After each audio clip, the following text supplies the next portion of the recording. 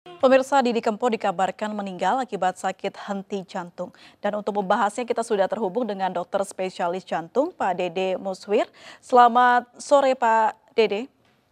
Selamat sore. Baik, ya dokter, ini kalau kita tahu bahwa musisi tanah air kita yaitu Didi Kempot wafat dan disebut meninggal karena henti jantung mendadak. Nah, apakah istilah ini sama dengan serangan jantung, dok? Baik, sebenarnya henti jantung mendadak atau dikenal juga sebagai cardiac arrest, sudden cardiac death, sebetulnya henti jantung yang diikuti dengan kematian. Kalau kita melihat penyebabnya ada beberapa, tapi memang 80% kasus itu disebabkan karena serangan jantung akut yang mendadak.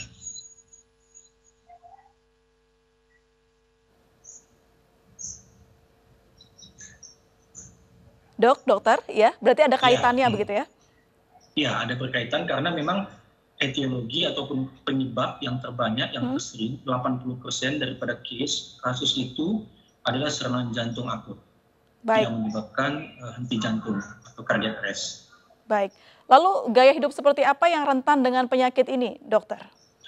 Oleh sebab itu pada pasien-pasien yang kita curigai bisa mengalami serangan jantung akut ini, kita harus mengidentifikasi daripada faktor risiko. Sebenarnya faktor risikonya seperti faktor risiko untuk kejadian penyakit jantung koroner yang sudah kita ketahui, seperti penyakit diabetes, peningkatan kadar gula darah, penyakit hipertensi, peningkatan kadar kolesterol LDL, dislipidemia, obesitas, kemudian yang gaya hidup lifestyle yang tidak baik, dan juga faktor genetik dari keluarga untuk penyakit jantung koroner. Berarti hampir sama dengan penyakit jantung sebenarnya ya dok ya, penyakit henti jantung ini. Secara umum, ya. Lalu apakah ada bedanya begitu dok? Jadi begini, dia hanya merupakan salah satu penyebab daripada henti jantung. Ada penyebab yang lain seperti kardiomiopati, gangguan-gangguan aritmia yang lainnya.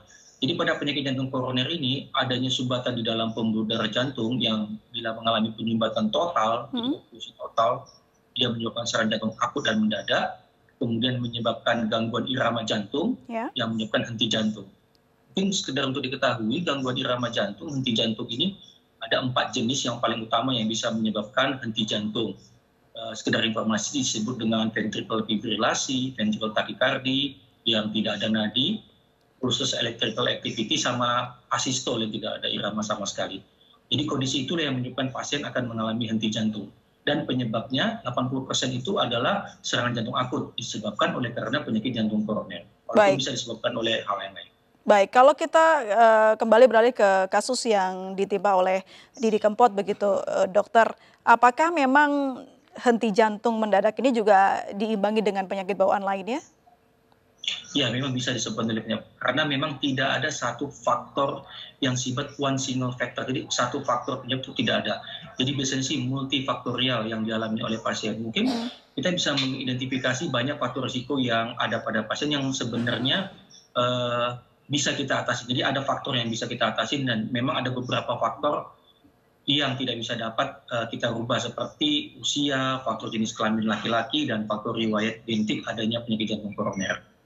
Baik, jika bicara tanda-tanda begitu atau gejala, sebenarnya apa yang mungkin bisa muncul sebelum HJM ini menyerang? Biasanya pasien itu akan mengalami nyeri dada, dan jauh-jauh sebelumnya mungkin masih ada nyeri dada yang ringan, yang sebenarnya pasien sudah bisa mengidentifikasi.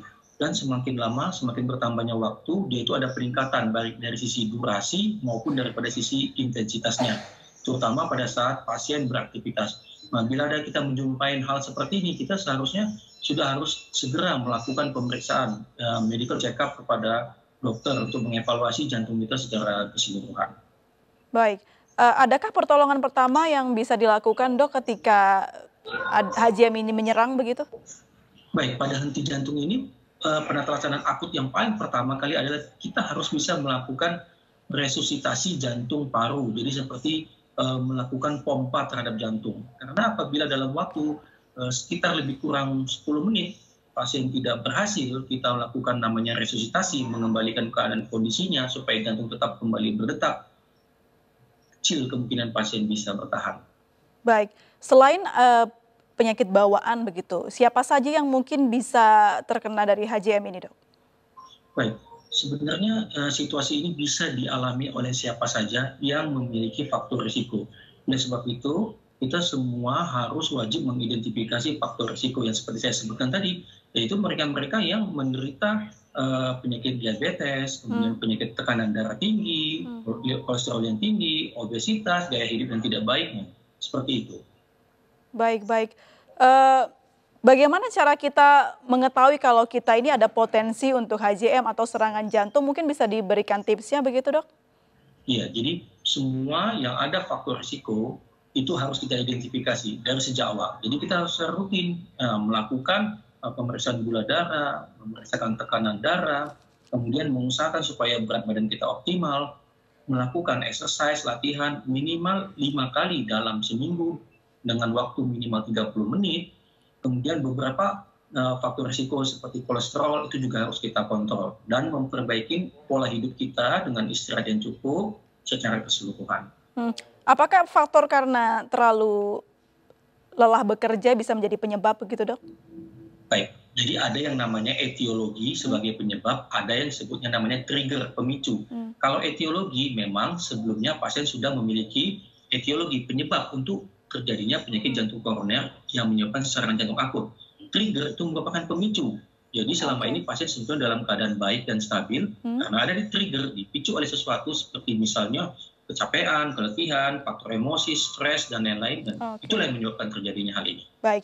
Pemirsa, kita juga membuka WhatsApp interaktif. Di sini sudah masuk pertanyaan dari salah satu pemirsa kita, yaitu ada terkait COVID, Dok. Kita tahu COVID menyebabkan inflamasi pada saluran pernafasan.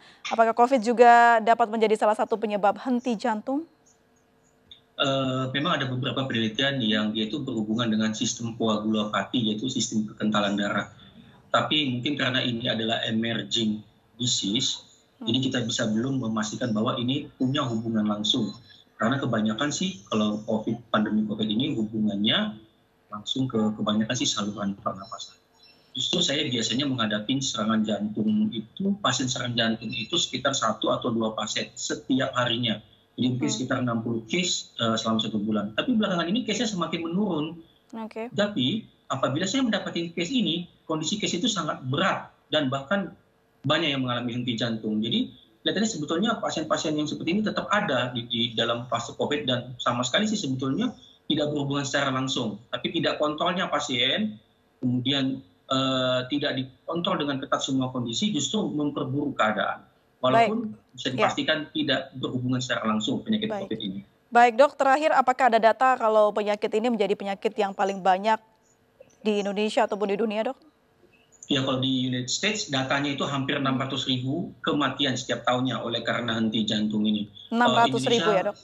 Iya, 600.000. Jadi kalau Indonesia kita belum punya data secara nasional berapa penyakit. Tapi tetap berdasarkan data Riskesdas, riset kesehatan dasar, bahwa tetap kematian daripada henti jantung ini merupakan yang disebabkan oleh karena serangan jantung akut, penyebab kematian nomor 1 di Indonesia. Baik, baik. Terima kasih Dr. Dede sudah bergabung dan berbincang bersama kami di Indonesia Petang. Selamat sore.